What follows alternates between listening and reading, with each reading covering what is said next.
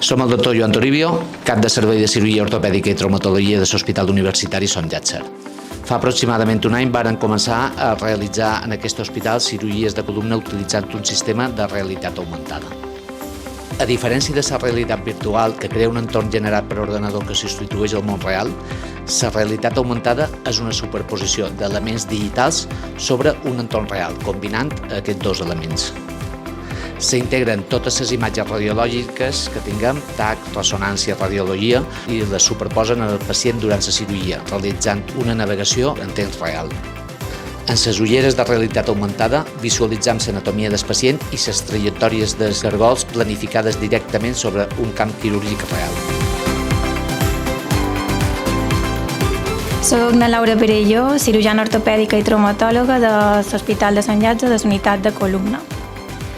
La primera cirurgia de realitat augmentada, la veritat, és que va ser com una pel·lícula de ciència-ficció.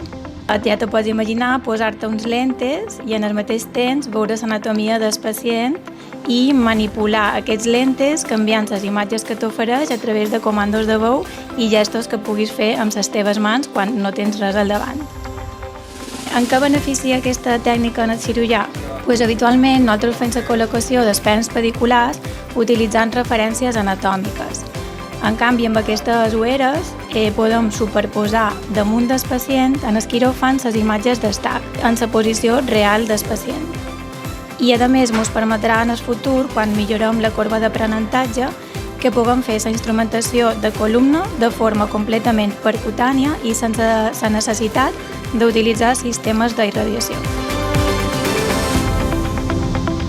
Setembre, o sigui que ara fa més o menys 8 mesos.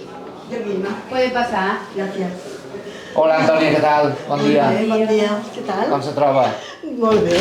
Sí. Moltes gràcies, Ara quin temps fa que te vàrem operar? Te'n recordes o ja Dia no? 17 de setembre. Molt bé, o sigui que fa més o menys 8 mesos. Sí. 8 mesos fa que m'han operat. Molt bé.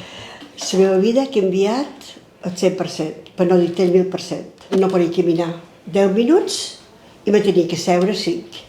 Però l'operació m'ha donat vida. I Antònia, has tornat a ballar? Ballar?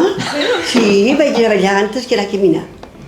Mira, bona senyal. Sí, perquè realment he fet un canvi molt gros en la meva vida gràcies a la seva tècnica. T'ho agraeix, no tinc paraules per agrair-te. Moltes gràcies, Antònia.